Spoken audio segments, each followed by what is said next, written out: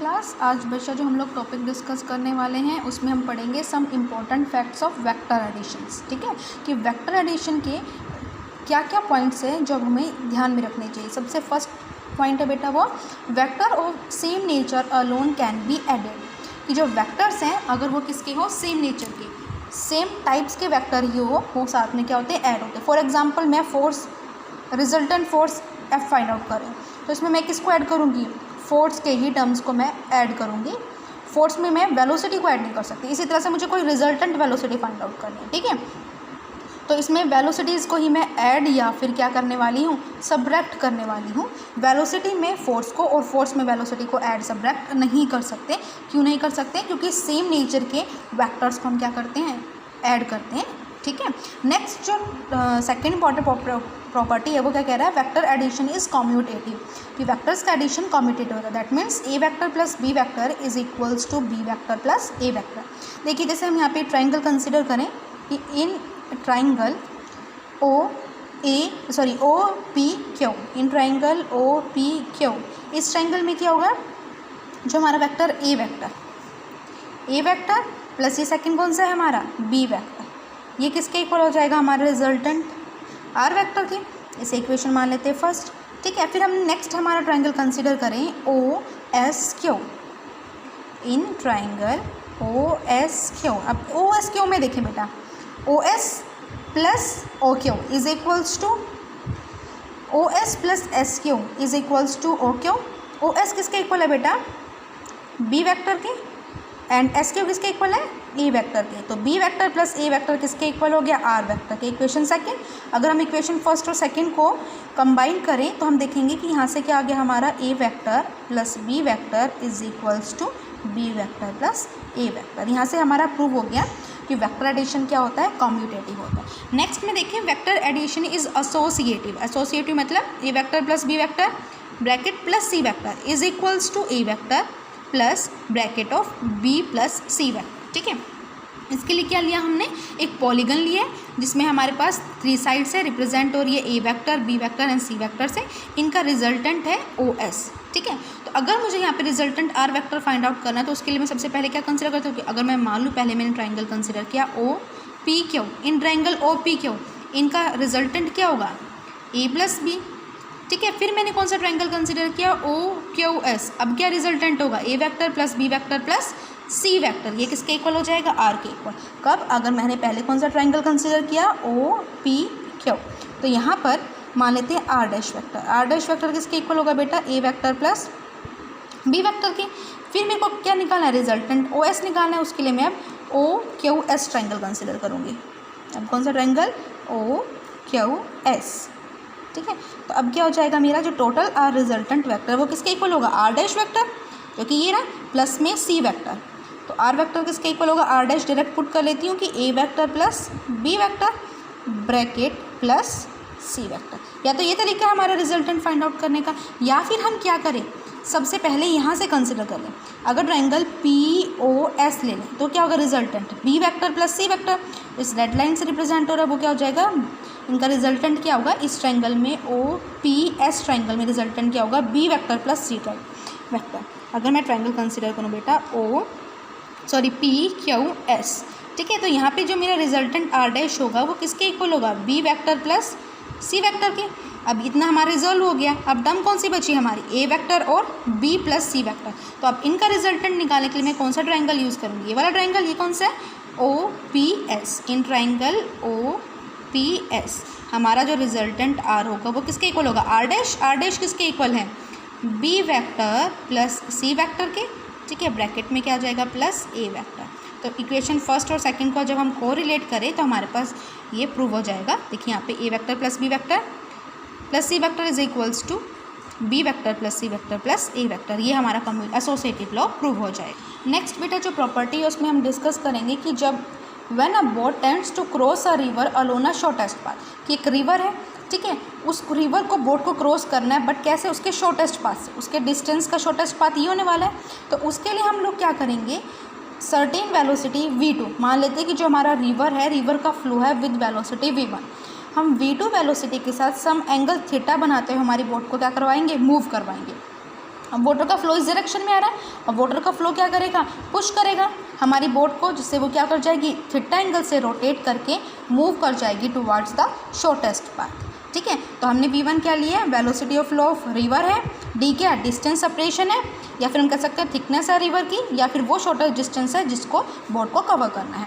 v2 क्या velocity है, velocity है बोट की, जिसके साथ हम क्या करवा रहे हैं, उसको मूव करवा रहे हैं। हम इनिशियली उसको शॉर्टर डिस्टेंस में मूव ना करवा के उसको हम क्या मूव करवा रहे हैं, विद सम एंगल मूव करवा रहे हैं, ताकि with the flow of river वो क्या कर जाए, शॉर्टर डिस्टेंस को कवर कर जाए। अब देखो, अगर हम ट्रायंगल कंसिडर करें A B D, in triangle A B D ये कौन सी वेलोसिटी होगी, ये ए बी अलोन जो डिस्टेंस हमारा शॉर्टर डिस्टेंस ऑब्जेक्ट ट्रैवल कर रहा है, हमें पता है v1 रिवर की वेलोसिटी है, v2 बोट की वेलोसिटी है, लेकिन फाइनली बोट जिस वेलोसिटी के साथ मूव कर गई शॉर्टर डिस्टेंस में वो वेलोसिटी क्या है, v है, हमें v फाइंड आउट करना है।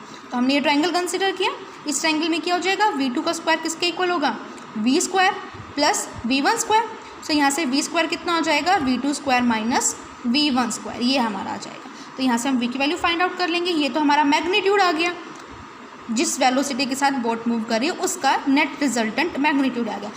बट कितने टाइम में मूव करेगी शॉर्टर डिस्टेंस, तो टाइम क्या होता है, डिस्टेंस अपॉन में वेलोसिटी, डिस्टेंस ये रहा शॉर्टेस्ट, वेलोसिटी ये रही, तो ये हमारा टाइम पीरियड आ गया to cover this shorter distance. Okay, और देखिए नेक्स्ट में क्या कर रखा है हमें कि when boat tends to cross the river in the shortest time, last में क्या था, शॉर्टेस्ट डिस्टेंस था, अब हमें फाइंड आउट करना है शॉर्टेस्ट टाइम कि कितना कम से कम टाइम ले हमारी बोट इस रिवर को क्रॉस करने के लिए। तो हम क्या करेंगे, शॉर्टेस्ट टाइम के लिए शॉर्टेस्ट डिस्टेंस इसको क्या करवाएंगे, ट्रैवल करवाएंगे। हम डिस्टेंस जो स्मॉलेस्ट पॉसिबल डिस्टेंस है one end to the another end of the river, उस डी डिस्टेंस को हम लोग बोट से ट्रैवल करवाने वाले। हमारा जो वाटर है, वाटर का फ्लो कितना है, v1 वेलोसिटी के साथ हमारा वाटर क्या कर रहा है, फ्लो कर रहा है। हमने विद v2 वेलोसिटी जो हमारी बोट है उसको शॉर्टर डिस्टेंस कवर करवा रहे। अब देखिए वाटर इस डायरेक्शन में फ्लो कर रहा है विद वेलोसिटी v1, तो क्या करेगा, वो बोट की जो डायरेक्शन ऑफ मोशन है उसको एंगल थीटा से चेंज कर देगा, और ultimately within the river हमारी जो बोट है वो मूव कर रही होगी some with angle theta with the initial velocity and with the resultant velocity v velocity के साथ फाइनली हमारी बोट मूव करेगी। ठीक है, तो अब ये जो v वेलोसिटी है रिजल्टेंट जिसके साथ बोट मूव कर रही है इन द शॉर्टेस्ट टाइम, वो वेलोसिटी कैसे फाइंड आउट करेंगे, अगेन हम ट्रायंगल कंसिडर करेंगे ए बी सी, ये क्या हमारा राइट एंगल ट्रायंगल है, तो पाइथागोरस पर में लगेगा, रिजल्टेंट का स्क्वायर हाइपोटेनस का square is equals to B square plus perpendicular square, square आ गया, यहाँ से हमारी resultant velocity we find out कर ली। अब टाइम निकालना है, वो शॉर्टेस्ट टाइम क्या होने वाला है, टाइम क्या होता है, डिस्टेंस अपॉन में वेलोसिटी। अब देखो बेटा, डिस्टेंस हमने मूव करवाया उसको d, ठीक है, लेकिन एक्चुअल में बोट ने डिस्टेंस क्या ट्रैवल किया, बोट ने डिस्टेंस, हमने बोट को मूव करवाया कि बोट को शॉर्टर डिस्टेंस ट्रैवल करना है, लेकिन due to the flow of water जो बोट है वो कौन सा डिस्टेंस ट्रैवल कर रही है, ये अलोन द, अगर मान लिया ट्रायंगल का बेस है तो वो अलोन द हाइपोटेनियस मूव कर रही है, तो वो कितना डिस्टेंस मोर ट्रैवल कर गई, ये जो डिस्टेंस है x डिस्टेंस जो बोट है ओरिजिनली वो यहाँ पर थी, x डिस्टेंस वो अलोन द हॉरिजॉन्टल प्लेन भी फर्दर मूव कर गई, तो x और b, तो जो इसने नेट रिजल्टेंट डिस्टेंस ट्रैवल किया वो क्या हो जाएगा, इसका पाइथागोरस प्रमेय से हाइपोटेनियस क्या हो जाएगा, बेस का स्क्वायर प्लस में परपेंडिकुलर का स्क्वायर, तो ये हमारा डिस्टेंस आ गया, वेलोसिटी ये रही, तो ये शॉर्टेस्ट टाइम आ जाएगा। ठीक है, अगर डायरेक्शन फाइंड आउट करनी है, डायरेक्शन ऑफ मोशन कि इतने टाइम में मूव किया इस वेलोसिटी से, बट किस डायरेक्शन में, तो वो कहाँ से फाइंड आउट करेंगे, टेंजेंट थीटा, थीटा क्या होता है, बेस अपॉन में परपेंडिकुलर, तो यहाँ पे क्या हो जाएगा, सॉरी परपेंडिकुलर अपॉन में बेस, ये हमारा परपेंडिकुलर है और ये हमारा बेस। अब देखो ये बेस किसके इक्वल है, ये कौन सी वेलोसिटी है हमारी, v1 वेलोसिटी है, तो v2 डिवाइडेड में v1। ओके, अब जो हमारा लास्ट टॉपिक है उसमें हम करेंगे relative velocity in a plane, यहाँ पे सब्ट्रैक्शन ऑफ वेक्टर भी इन्वॉल्व हो जाएगा। अगर रिलेटिव वेलोसिटी निकालनी है प्लेन में, कि मान लीजिए दो बॉडी है a एंड b, जो बॉडी a है वो मूव कर रही है विद वेलोसिटी va, ठीक है, और जो बॉडी b है वो एंगल थीटा बना रही है, ये एंगल थीटा है, थीटा एंगल बनाते मान लीजिए ये a के साथ एंगल कितना बना रही है, थीटा एंगल बना के with respect to body a वो मूव कर रही है विद वेलोसिटी va।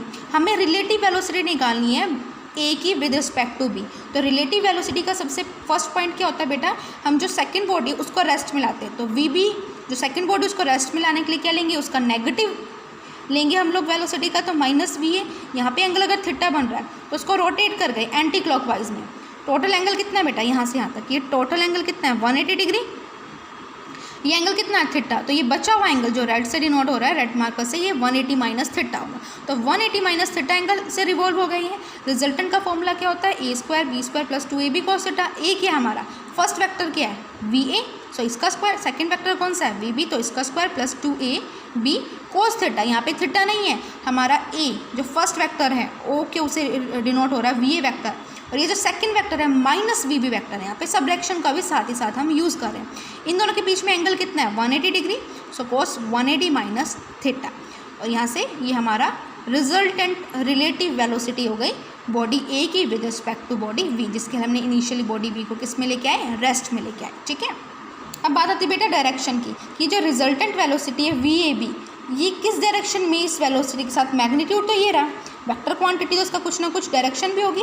हमें पता है हमेशा कि जो रिजल्टेंट वेक्टर होता है, ये जो रिजल्टेंट वेक्टर है हमारे इनिशियल फर्स्ट वेक्टर के साथ कितना एंगल बनाता है, बीटा एंगल बना रहा है। फर्स्ट वेक्टर के साथ रिजल्टेंट वेक्टर बीटा एंगल बना रहा है, तो डायरेक्शन क्या होगी इसकी, डायरेक्शन के लिए हम यूज़ करते हैं टेंजेंट बीटा। टेंजेंट बीटा क्या होता है, बी साइन थीटा डिवाइडेड में A plus B cos theta.